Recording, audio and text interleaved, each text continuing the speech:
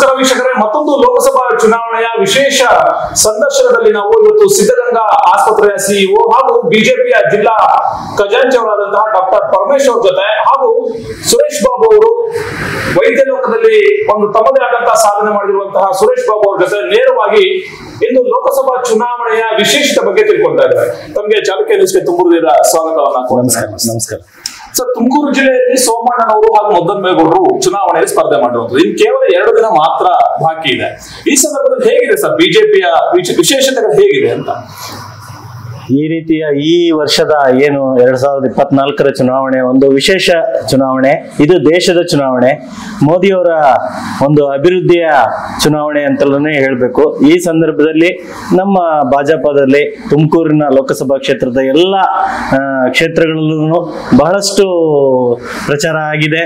ಜನರಿಗೆ ಬಿಜೆಪಿನ ಗೆಲ್ಲಿಸಬೇಕು, ದೇಶವನ್ನು ಉಳಿಸ್ಬೇಕು, ಮೋದಿಯವರಿಗೆ ಕೈ ಜೋಡಿಸ್ಬೇಕು ಅನ್ನೋದು ಬಹಳಷ್ಟು ಜನಗಳಲ್ಲಿ ಇದೆ. ಎಲ್ಲ ಯುವಕರಂತೂ ಅದರಲ್ಲಿ ಮುಳುಗೋಗಿದ್ದಾರೆ. ಮತ್ತೆ ಎಲ್ಲ ವರ್ಗದ ಜನರನ್ನು ಬಿಜೆಪಿಗೆ ಸ್ಪಂದಿಸಿದ್ದಾರೆ. ಸೋಮಣ್ಣನವರ ಗೆಲುವು 2 ಲಕ್ಷಕ್ಕಿಂತಲೂ ಅಧಿಕ ಮತಗಳಿಂದ ಗೆಲ್ತಾರೆ ಅಂತ ಹೇಳ್ಬೋದು. ಪರಮೇಶ್ವರ್ ಅವರು ಸಿದ್ಧಗಂಗಾ ಮಠಕ್ಕೆ ಶಿವಕುಮಾರ ಸ್ವಾಮೀಜಿಯವರ ಜೊತೆ ತುಂಬಾ ನಂಟನ್ನ ಇಟ್ಕೊಂಡಂತವ್ರು. ಈ ಬಾರಿ ಲೋಕಸಭಾ ಚುನಾವಣೆಯಲ್ಲಿ ಟಿಕೆಟ್ ಅನ್ನು ತಗೋಬೇಕು ಅಂತ ಬಹಳ ಪ್ರಯತ್ನ ಪಟ್ಟಂತವ್ರು. ಸೊ ಎಲ್ಲ ಒಂದ್ ಕಡೆ ಟಿಕೆಟ್ ಮಿಸ್ ಆಯ್ತು ಸರ್, ಕಾರಣ ಏನು ಸರ್? ಅದು ನಾವು ಹೇಳ್ಬೇಕು ಅಂತಂದ್ರೆ ನಮ್ಗೆ ಇದು ಹೊಸದು ರಾಜಕಾರಣ. ನಮ್ಮ ಪ್ರೊಫೆಷನ್ ಅಲ್ಲಿ ನಾವು ಇದ್ದೋ ಈ ರಾಜಕಾರಣದಲ್ಲಿ ನಾವು ಪಕ್ಷದಲ್ಲಿ ಕಳೆದ ಒಂದು 20 ವರ್ಷದಿಂದಲೂ ಹಲವಾರು ಜವಾಬ್ದಾರಿಗಳಲ್ಲಿ ಇದ್ರೂ ನಾವು ಸಕ್ರಿಯವಾಗಿ ಚುನಾವಣಾ ರಾಜಕಾರಣಕ್ಕೆ ಬಂದಿರಲಿಲ್ಲ. ಈ ಸರಿ ಪ್ರಯತ್ನ ಮಾಡಿದೋ, ಆದ್ರೆ ಹೈಕಮಾಂಡ್, ಸೋಮಣ್ಣವರು ಹಿರಿಯರು, ಮತ್ತೆ ಬಹಳಷ್ಟು ಕಳೆದ 40 ವರ್ಷಗಳಿಂದಲೂ ರಾಜಕಾರಣದಲ್ಲಿ ನುರಿತವರು, ಆದ್ರಿಂದ ಅವರಿಗೆ ಅವಕಾಶ ಮಾಡಿಕೊಟ್ಟಿರೋದು ಬಹಳ ಸಂತೋಷ. ಅವ್ರಿಗೆ ಅವಕಾಶ ಮಾಡಿಕೊಟ್ಟ ಮೇಲೆ ನಮ್ಮೆಲ್ಲರ ಕರ್ತವ್ಯ ಅವ್ರಿಗೆ ಸಪೋರ್ಟ್ ಮಾಡಿ ಅವ್ರನ್ನ ಗೆಲ್ಲಿಸ್ಬೇಕಾಗಿತ್ತು. ಸುರೇಶ್ ಬಾಬು ಸರ್, ಎಲ್ಲೋ ಒಂದ್ ಕಡೆ ಸೋಮಣ್ಣನವರು ಹೊರಗ್ನವರು, ಹಂಗಾಗಿ ಅವರು ಮತ ಅವ್ರಿಗೆ ಹಾಕ್ತಾರ ಜನ ಅಂತೇಳಿ ಕಾಂಗ್ರೆಸ್ನವರು ಪ್ರಚಾರ ಮಾಡ್ತಾರೆ. ವಿ ಸೋಮಣ್ಣ ಅವರು ಎಲ್ಲರಿಗೂ ಗೊತ್ತಿರುವಂತೆ ನುರಿತ ರಾಜಕಾರಣಿ. ಬೆಂಗಳೂರು ಕ್ಷೇತ್ರದಲ್ಲಿದ್ರು. ಅವರು ಜನ್ಮಸ್ಥಳ ಇಲ್ಲೇ ಮಾಗಡಿ ಹತ್ರ ಕನಕಪುರದ ಹಳ್ಳಿನಲ್ಲಿ ಬೆಳೆದವರು. ಬೆಂಗಳೂರಿಗೆ ಬಂದು ತಮ್ಮದೇ ಆದ ಕಾರ್ಯನಿರ್ವಹಣದಿಂದ ಇಷ್ಟು ಹೆಸರು ಮಾಡಿದ್ದಾರೆ. ಸುಮಾರು 30-40 ವರ್ಷಗಳಿಂದ ಅವರ ರಾಜಕೀಯದ ಪ್ರೇರಣೆಯಿಂದ ಇಂದು ಎಲ್ಲ ಮಟ್ಟದಲ್ಲೂ ಎಲ್ಲ ಪಕ್ಷದಲ್ಲೂ ಗುರುತಿಸ್ಕೊಂಡು ಈ ಮಟ್ಟಕ್ಕೆ ಬಂದಿದ್ದಾರೆ. ಅವರು ಒಂದು ನಮ್ಮ ತುಮಕೂರು ನಗರಕ್ಕೆ ಅಥವಾ ಜಿಲ್ಲೆಗೆ ಸಂಸದರಾದ್ರೆ ಡೆಫಿನೆಟ್ಲಿ ವಿ ಸೋಮಣ್ಣ ಅಂದ್ರೆ ವೆರಿ ಸ್ವೀಟ್ ಸೋಮಣ್ಣ ಅಂತೆಲ್ಲ ಹೇಳ್ತಾ ಇದ್ದಾರೆ. ದಯವಿಟ್ಟು ಬೆಂಗಳೂರಿನ ಗೋವಿಂದರಾಜನಗರ ಯಾತ್ರೆ ಆಗುತ್ತೆ, ಅದೇ ತರ ತಮಗೆ ಚೆನ್ನಾಗಿ ಕೆಲಸ ಮಾಡ್ತಾರೆ ಅಂತ ನಾವೆಲ್ಲ ಅನ್ಕೊಂಡಿದೀವಿ. ಹೀಗಾಗಿ ಆಗ್ಲೇ ತುಮಕೂರಿನಲ್ಲಿ ಅವ್ರು ಮನೆ ಮಾಡಿದ್ದಾರೆ. ಅವರು ಡೆಫಿನೆಟ್ ಆಗಿ ಒಂದು ಸಂಸದರಾದ್ರೆ ಆಗ್ತಾರೆ. ತುಂಬಾ ಒಳ್ಳೇದಾಗುತ್ತೆ ತುಮಕೂರು ಕ್ಷೇತ್ರಕ್ಕೆ. ಸರ್, ಎಲ್ಲೋ ಒಂದ್ ಕಡೆ 8 ವಿಧಾನಸಭಾ ಚುನಾವಣೆ ಕ್ಷೇತ್ರಗಳು ಬರ್ತಾರೆ. ಬಹಳ ದೊಡ್ಡ ಕ್ಷೇತ್ರ ತುಮಕೂರು ಕೂಡ. ಯಾವ್ಯಾವ ಕ್ಷೇತ್ರಗಳಲ್ಲಿ ಹೆಂಗಿದೆ ಪರಮೇಶ್ವರ್ ಈ ಒಂದು ವಿಚಾರ ನೋಡಿದ್ರೆ? ಎಲ್ಲಾ ಸಮೀಕ್ಷೆಗಳ ಪ್ರಕಾರ ಮತ್ತೆ ನಾವು ಎಲ್ಲಾ ಕ್ಷೇತ್ರಗಳಿಗೂ ನಾವು ವಿಸಿಟ್ ಮಾಡಿದ್ದೀವಿ. ಎಲ್ಲರ ಒಂದು ಅನಿಸಿಕೆಗಳು ಮತ್ತೆ ಅವರ ಮೂಮೆಂಟ್ಸ್ಗಳು ಇವನ್ನೆಲ್ಲ ನೋಡಿದಾಗ ಡೆಫಿನೆಟ್ಲಿ ಎಲ್ಲೂ ನಮಗೆ ನೆಗೆಟಿವ್ ಆಗುತ್ತೆ ಅನ್ನೋದೊಂದು ನಮ್ಗೇನು ಎಲ್ಲೂ ಕಾಣಿಸ್ತಾ ಇಲ್ಲ. ಎಲ್ಲಾ ಕಡೆನೂ ಪಾಸಿಟಿವ್ ಆಗುತ್ತೆ. ಏನು ಸ್ವಲ್ಪ ಮಧುಗಿರಿ ಮತ್ತೆ ಕೊರಟಗೆರೆನಲ್ಲಿ ಈಕ್ವಲ್ ಆಗ್ಬೋದು, ಅಲ್ಲೂ ಪಾಸಿಟಿವ್ ಆಗ್ತೀವಿ. 10,000 ಪಾಸಿಟಿವ್ ಆಗ್ತೀವಿ ಅಂತ ನಾವಂತೂ ಅನ್ಕೊಂಡಿದೀವಿ. ಅಲ್ಲಿ ಏನಾದ್ರೂ ಈಕ್ವಲ್ ಆಗ್ಬಹುದು. ಇನ್ನು ಉಳಿದ ಎಲ್ಲಾ ಕ್ಷೇತ್ರಗಳಲ್ಲೂ ನಮ್ದೇನೆ ಮೆಜಾರಿಟಿ ಬರುತ್ತೆ. ಇಲ್ಲಿ ಒಂದ್ ಕಡೆ ಗ್ಯಾರಂಟಿಗಳು, ಮಹಿಳೆಯರ ಸರ್ಕಾರ ಅಂತ ಕಾಂಗ್ರೆಸ್ ಅವರು ಗುರುತಿಸ್ಕೊಂಡ್ಬಿಟ್ಟಿದ್ದಾರೆ. ಮಹಿಳೆಯರಿಗೆ ಹೆಚ್ಚಿನ ಆದ್ಯತೆಯನ್ನು ಕೊಟ್ಟಿದ್ದಾರೆ. ಹಾಗಾಗಿ ಮಹಿಳೆಯರು ಎಲ್ಲೋ ಒಂದ್ ಕಡೆ ಕಾಂಗ್ರೆಸ್ ಪಕ್ಷದತ್ತ ಹೋಗ್ತಾ ಇದಾರೆ ಅಂತ ಒಂದು ಸುದ್ದಿ ಇದೆ. ಈ ಗ್ಯಾರಂಟಿಗಳ ನೆಗೆಟಿವ್ಸ್ ಏನಿದೆ ಅದು ಜನಕ್ಕೆ ಇನ್ನೂ ಅರ್ಥ ಆಗಿಲ್ಲ. ಈಗ ಮೊದಲನೇ ಗ್ಯಾರಂಟಿ ಏನು ಉಚಿತ ವಿದ್ಯುತ್ ಅಂತ ಹೇಳಿದ್ದಾರೆ. ಅದರ ಒಂದು ಉಚಿತ ವಿದ್ಯುತ್ತನ್ನ ಕೆಲವರಿಗೆ ಕೊಟ್ಬಿಟ್ಟು ಅದನ್ನ ಹಣ ಕಟ್ಟೋರಿಗೆ 1.5%, ಈಗ 1,000 ನಾವು ಕರೆಂಟ್ ಬಿಲ್ ಕಟ್ತಾ ಇದ್ರೆ ಈಗಾಗಲೇ ಎಲ್ಲರಿಗೂ ಗೊತ್ತಾಗ್ತಾ ಇದೆ 1,500ದಿಂದ 2,000 ನಮಗೆ ಬಿಲ್ ಬರ್ತಾ ಇದೆ. ಕೆಲವರಿಗೆ ಉಚಿತ ಕೊಟ್ಟು ಯಾರು ಕಟ್ತಾ ಇದಾರೋ ಅವರಿಂದ ತಗೊಂಡು ಉಚಿತದವರಿಗೆ ಕೊಡ್ತಾ ಇದ್ದಾರೆ. ಮತ್ತೆ ಮಹಿಳೆಯರಿಗೆ ಬಸ್ಸಿನ ಪ್ರಯಾಣದಲ್ಲಿ ಅವ್ರಿಗೆ ಫ್ರೀ ಅಂತ ಕೊಟ್ಟಿದ್ದಾರೆ. ಆದ್ರೆ ಬಹಳಷ್ಟು ಎಷ್ಟು ತೊಂದರೆಗಳಾಗ್ತಾ ಇದೆ ಅಂತಂದ್ರೆ, ಯಾರು ಗಂಡಸರು ಮತ್ತೆ ಬೇರೆಯವರು ಹಣ ಕೊಟ್ಟು ಟಿಕೆಟ್ ತಗೊಂಡವ್ರಿಗೆ ಅದು ಡಬಲ್ ಆಗಿದೆ. ಅದ್ರದ್ದು ಡಬಲ್ ಆಗಿದೆ. ಮತ್ತೆ ಹಳ್ಳಿಗಳ ಕಡೆ ಎಷ್ಟೊಂದು ಬಸ್ಗಳನ್ನ ಮೇಂಟೈನ್ ಮಾಡಕ್ಕಾಗ್ದಲ್ಲೇ ಬಸ್ಗಳನ್ನ ನಿಲ್ಲಿಸ್ಬಿಟ್ಟಿದ್ದಾರೆ.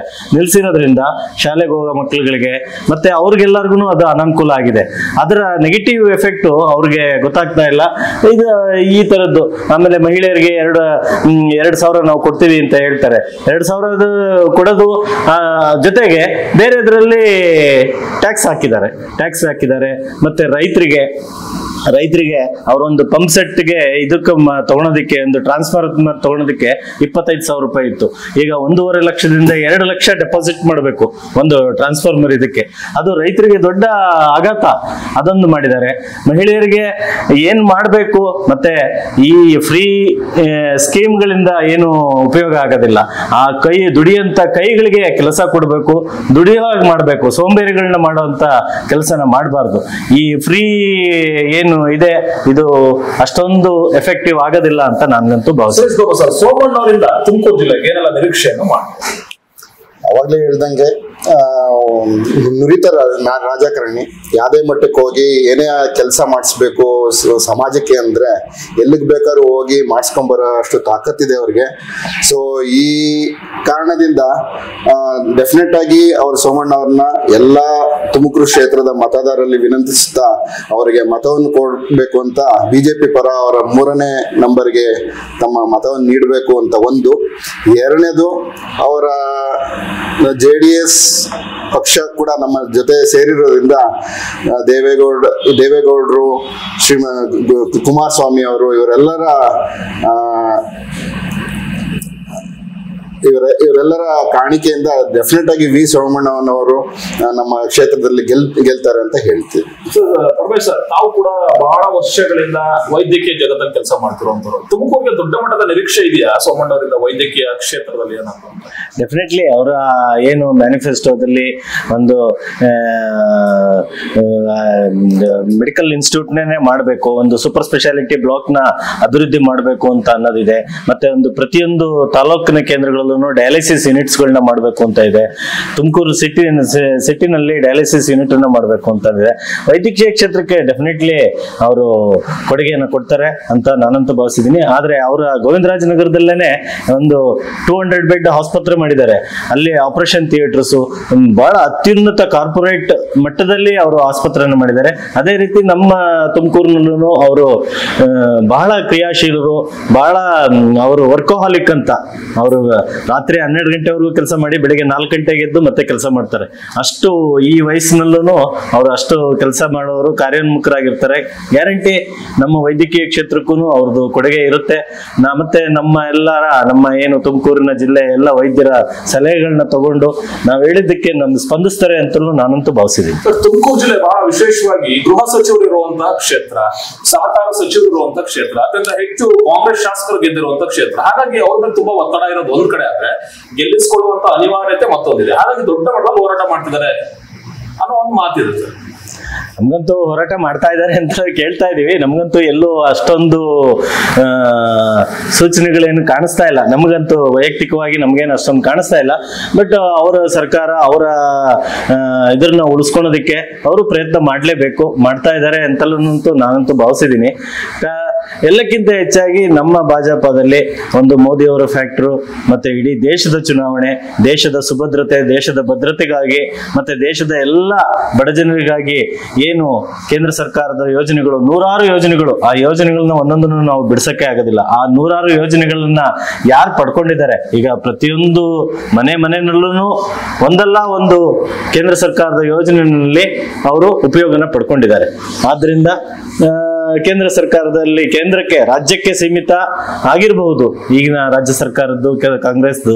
ಆದ್ರೆ ಕೇಂದ್ರ ಸರ್ಕಾರಕ್ಕೆ ಡೆಫಿನೆಟ್ಲಿ ಜನಗಳೆಲ್ಲರೂ ಮೋದಿ ಅವ್ರನ್ನ ದೇಶ ಉಳಿಸೋಕ್ಕೋಸ್ಕರ ಮೋದಿ ಅವ್ರಿಗೆ ಸಪೋರ್ಟ್ ಮಾಡ್ತಾರೆ, ಬಿಜೆಪಿಗೆ ವೋಟ್ ಕೊಡ್ತಾರೆ, ಸೋಮಣ್ಣ ಅವ್ರನ್ನ ಗೆಲ್ಲಿಸ್ತಾರೆ. ಕೊನೆಯದಾಗಿ ಸರ್, ಮತದಾರರಿಗೆ, ಇಡೀ ಜಿಲ್ಲೆಯ ಮತದಾರರಿಗೆ ಏನ್ ಹೇಳ್ತಾರೆ ಸರ್? ಎಲ್ಲರಿಗೂ ನಾನು ಮನವಿ ಮಾಡೋದಿಷ್ಟೇನೆ, ದೇಶಕ್ಕೋಸ್ಕರ ಇದು ದೇಶದ ಚುನಾವಣೆ, ಫಿರ್ ಏಕ್ ಬಾರ್ ಮೋದಿ ಸರ್ಕಾರ ಆಪ್ಕಿ ಬಾರ್ 400 ಪಾರ್ ಅನ್ನೋ ಒಂದು ದೇಶದಿಂದ ನಮ್ಮ ಭಾರತೀಯ ಜನತಾ ಪಕ್ಷ ಚುನಾವಣೆಗೆ ಸ್ಪರ್ಧೆ ಮಾಡಿದೆ. ಈ ಸಲ ವಿ ಸೋಮಣ್ಣನವರನ್ನ ಗೆಲ್ಲಿಸಿ ದೇಶವನ್ನು ಉಳಿಸಿ ಮೋದಿ ಅವರಿಗೆ ಕೈ ಜೋಡಿಸಿ ಅಂತ ಮತ್ತೊಮ್ಮೆ ತಮ್ಮೆಲ್ಲರಲ್ಲೂ ಮನವಿ ಮಾಡ್ತೇನೆ. ಇದುವರೆಗೂ ನಮ್ಮ ಚಾನಲ್ಗೆ ಬಂದು ಮಾತನಾಡಿದಂತಹ ಡಾಕ್ಟರ್ ಪರಮೇಶ್ವರ್ ಅವರಿಗೆ ಹಾಗೂ ಸುರೇಶ್ ಗೌಡ ಅವರಿಗೆ ತುಂಬ ಧನ್ಯವಾದಗಳು. ಇದು ದೇಶದ ಚುನಾವಣೆ, ಹಾಗಾಗಿ ಸೋಮಣ್ಣ ಅವರನ್ನ ಗೆಲ್ಲಿಸಿ ಎನ್ನುವ ತಮ್ಮ ಮನದಾಳದ ಮಾತುಗಳನ್ನ ನಮ್ಮೊಟ್ಟಿಗೆ ಹಂಚಿಕೊಂಡಿದ್ದಾರೆ. ತಮ್ಮಿಬ್ಬರಿಗೂ ಕೂಡ ತುಂಬ ಧನ್ಯವಾದಗಳನ್ನ ಅರ್ಪಿಸ್ತೇನೆ. ನಮಸ್ತೆ.